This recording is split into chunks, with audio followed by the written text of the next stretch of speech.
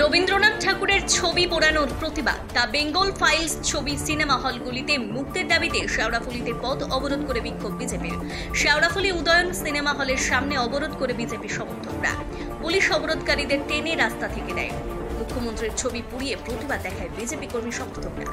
মালদহে তৃণমূল ছাত্র পরিষদের বিক্ষোভে নরেন্দ্রনাথ মোদী, অমিত শাহের সঙ্গে রবীন্দ্রনাথ ঠাকুরের ছবিও পুড়ে দেওয়া হয়। ভুল করে বিশ্বকবির ছবিতে আগুন বলে সাফাই দিলেও ওই কলেজের ছাত্র নেতাকে বহিষ্কার করে তৃণমূল। আর এই ঘটনাকেই হাতিয়ার করে পথে বিক্ষোভে নেমেছে বিজেপি। পাশাপাশি রাজ্যে বিবেক অগ্নিহোত্রীর the Bengal file cinema release করতে দেওয়া হচ্ছে না বলে অভিযোগ তুলে প্রতিবাদ শুরু করে বিজেপি। চাপদানি বিজেপি মন্ডল 4-এর পক্ষ থেকে এই প্রতিবাদ সংগঠিত হয়।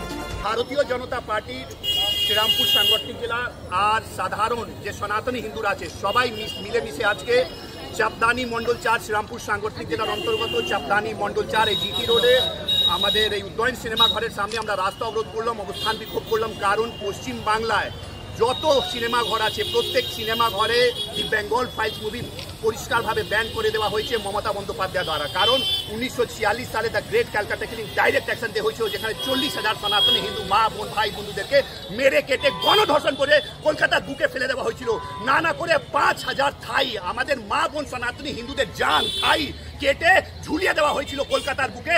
তার সেই পুরো পিকচারটা, সেই পুরো ইতিহাসটা দি বেঙ্গল ফাইল মুভিতে বিবেক অগ্নিহোত্রী মহাশয় তুলে ধরেছেন। আর পশ্চিমবাংলার প্রত্যেক নতুন প্রজন্মের এই অধিকার যে ইতিহাসে কি হয়েছে সনাতনী হিন্দুর উপর কিভাবে অত্যাচার হয়েছে এটা জানার অধিকার। তাই আজকে আমরা প্রতিবাদ করলাম যাতে পশ্চিমবাংলার প্রত্যেক সিনেমা ঘরে এই দি বেঙ্গল ফাইল মুভি যেন রিলিজ হয়। আজ মমতা ব্যানার্জি সরকার যে শুধু গণতন্ত্রের উপেক্ষা করে আজকে আমাদের বেঙ্গল ফাইল বইকে মুভিকে চলতে দেয়নি সারা পশ্চিমবাংলায়, এবং তার সাথে সাথে বিশ্বকবি রবীন্দ্রনাথ ঠাকুরের অপমানস্বরূপ ওনাদের ছাত্র সংগঠন তার ছবি প্রতিকৃতি জ্বালিয়েছে।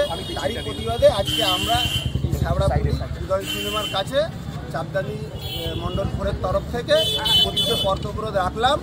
আগামী দিনে যদি এই বিষয়ে ক্ষমা না চাওয়া হয় রাজ্য বিজেপির তরফ থেকে বড় আন্দোলনে আমাদের রাজ্য নেতৃত্ব নামবে।